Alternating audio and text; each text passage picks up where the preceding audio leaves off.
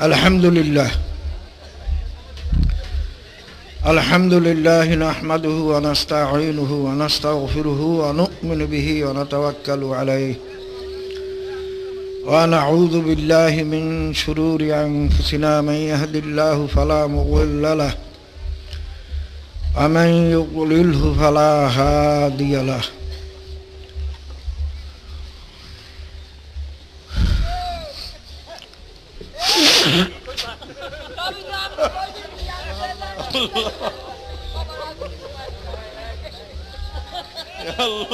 أنا أشهد أن لا إله إلا الله وحده لا شريك له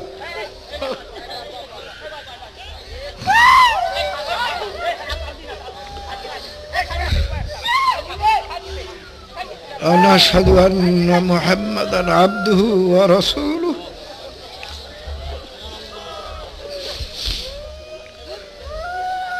صلى الله عليه وعلى آله وأصحابه وأزواجه وأتباعه أجمعين. أما بعد، أعوذ بالله من الشيطان الرجيم. بسم الله الرحمن الرحيم. قل إن صلاتي ونسكي ومحياي ومماتي لله رب العالمين وبذلك أمرت وأنا أول المسلمين. সবাই দুরূদ শরীফ পড়েন। আল্লাহুম্মা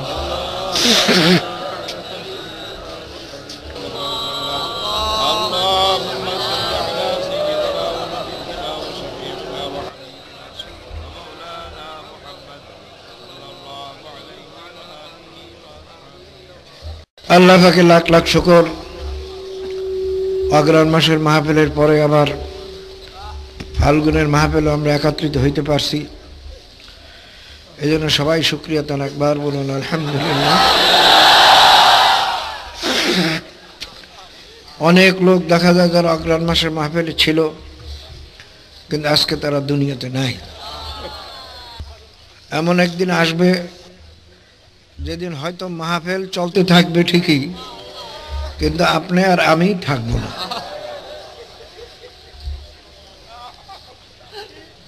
दुनिया की मजा हरगिज़ कम ना होंगे, चर्चा यही रहेंगे, अफसोस हम ना होंगे।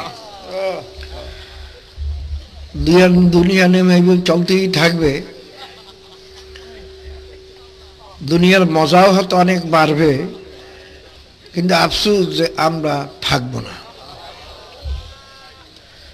কোথায় যাব? নাস্তিকদের বিশ্বাস কোথাও যাবে না, এই পর্যন্তই শেষ।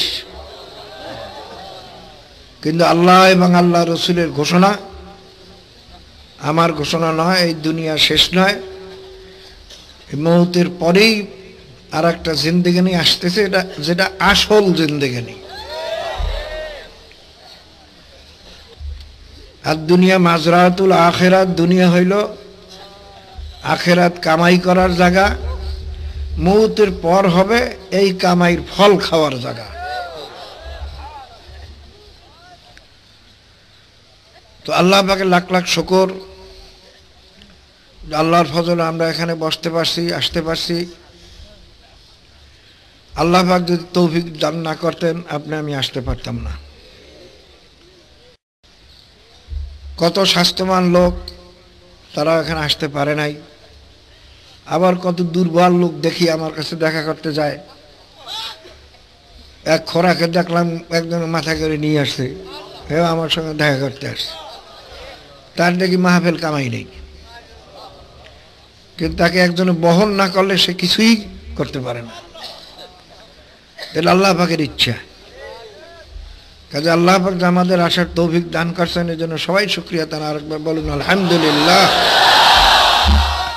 আল্লাহ পাক ওয়াদা করছেন, যদি তোমরা আমার নেয়ামতের শুকরিয়া আদায় করতে পারো, আমি তোমাদের নেয়ামত আরো বাড়াইয়ে দেব। কাজে আমাদের এই শুকরিয়া আদায় করা শুধু এই নিয়তেই যে আল্লাহ পাক যেন আমাদের আরো বেশি বেশি নেক কাজ করার তৌফিক দান করেন।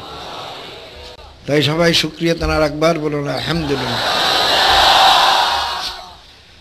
বাইরা চরমনাইয়ের মরহুম আল্লাহর কুতুব যিনি আমাদের ময়দানি শোয়া আছেন, তেনার প্রতিষ্ঠিত এই মাহফিল। মাদ্রাসা শুরু করে গেছেন আমার নানাজান, কিন্তু এই মাহফিল আমার নানাজান শুরু করে যান নাই, তিনি এটা শুরু করে গেছেন আমার মরহুম আলী সাহেব কেবলা সৈয়দ মাওলানা ইসহাক সাহেব রহমাতুল্লাহ আলাই। তিনি শুরু করে গেছেন। আল্লাহ পাকে খাস রহমত, তানার রুহানি ফয়েজ ও বরকতে, ফয়েজের বরকতে আল্লাহ পাক এখানে তো আরো বাড়াইয়ে দিয়েছেন। থানবী রহমতুল্লাহ লেখছেন, ওলি আল্লাহদের ইন্তেকালের পরে তাদের রুহানি ফয়েজ আরো 9 গুণ বাড়ে। কিন্তু আমি যা দেখি যে বাবাদান ইন্তেকালের পরে কয়শো গুণ বাড়ছে তা কোনো হিসাব করিয়া বলা এখন কঠিন হয়ে গেছে। কি বলেন, কথা ঠিক নয়? আমার নজরে দুনিয়াতে এমন কোন ইতিহাস পড়ে না যে মূল পীর বা বুজুর্গ ইন্তেকালের পরে সেই দরবারে বাড়ছে, এরকম কোনো আমার নজরে পড়ে না। সব দরবারই আস্তে আস্তে কমতেছে। কিন্তু আল্লাহ পাকের খাস রহমতে বাবাদান ইন্তেকালের পরে দরবার আরো বেড়ে গেছে। এটা তানার রুহানি ফয়েজ ও বারাকাতের বরকত, ফয়েজের বরকত। আমার তো পুঁজি চালান কিচ্ছু নাই, শুধুমাত্র আল্লাহর কুতুবের দোয়ায়। ভাইয়ের আমার, ওই আমাকে নওছিরুদ্দুল্লাহ একদিন বলেন আমার আব্বাজানের কাছে যে মেয়া সাহেব বা হুজুর, আপনার পরে যে এই দরবার কে চালাইবে তাই তো কোনো লোক দেখি না। কারণ আমি তো বয়ানও করতে জানতাম না, আর আমি তো বেড়ামিয়া লোক ছোটবেলার থেকে, খুব বেড়ামিয়া লোক, যে দেখাবার মতো এই দরবার চালাবার মতো লোকই তো দেখি না। তখন বাবা তার শোয়া ছিলেন দুর্বল অবস্থায়, তিনি ঝট করে উঠে গেছেন। উঠে বসে বলেন, কাজদুল ভাই আপনি মনে রাখেন আমার সৈয়দের সঙ্গে আল্লাহ কেউ পারবেন। আমাকে সৈয়দ বললে ডাকতেন। তখন দুলাভাই বলেন তার তো দুশ্মনের অভাব নাই। তখন আল্লাহর কুতুব বলছেন, কারোর সঙ্গে যারা দুশ্মনী করবে সৈয়দের সঙ্গে, ওগুলো সব ধ্বংস হয়ে যাবে।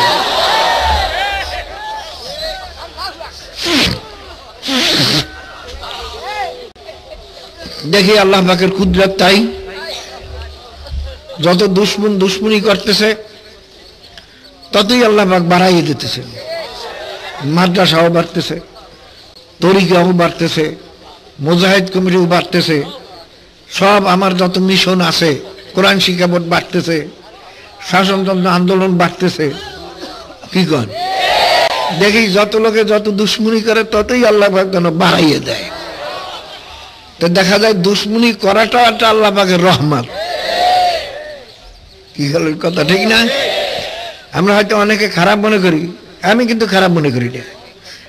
আমি দুশ্মন চে কুনাত আগার মেহেরমান বাসো দোস্ত, দোস্তের যদি মেহরবানি থাকে, মাওলার যদি মেহরবানি থাকে, দুশ্মন কি করতে পারে? 16টা বোমা ফিট করেছিল তৃতীয়বার মাহফিলে, একটাও ফোটে নাই। এবং মিলিটারিরা দেখে বলছে এ বোমা না ফোটার কোনো কারণের ভিতরে নাই। তা দুশ্মন যত কিছু করে, আল্লাহ পাক যদি হেফাজত করে, কেউ কিছু করতে পারবে? তো ভাইয়ের আমার, আল্লাহ পাকে লাখ লাখ শুকর। কারো দিলের ভিতরে এই ফকর না আসে, আমার তরিকা তো বাড়িয়ে গেছে, আমরা তো বড় তরিকার লোক, তাহলে তখন শেষ। এইটা মনে রাখবেন, তখন কিন্তু শেষ। কারণ আল্লাহ পাক তাকাব্বুরি কোনোদিন পছন্দ করেন না। যা কিছু হইতেছে একমাত্র আল্লাহ পাকের খাস রহমতে হইতেছে, আপনার আমার গুণের কারণে নয়। কেউ যদি মনে করেন আমার কারণে আমার তরিকা বাড়ছে, বিরাট ভুল করছেন। সব কিছু আল্লাহ পাকের খাস রহমতে বাড়তেছে। ভাইরা, সমস্ত পীরেরাই তো মানুষকে নিজের দিকে দাওয়াত দেয়, আর আমাদের এখানে মানুষকে আসতে নিষেধ করি। কি শোনে, যদি আল্লাহ পাক তৌফিক দেন এই 3 দিন 3.5 দিন থাকার যদি তৌফিক দেয় তা শুনবেন, বিভিন্ন বয়ানে আমি তো মানুষকে আসতে নিষেধ করি।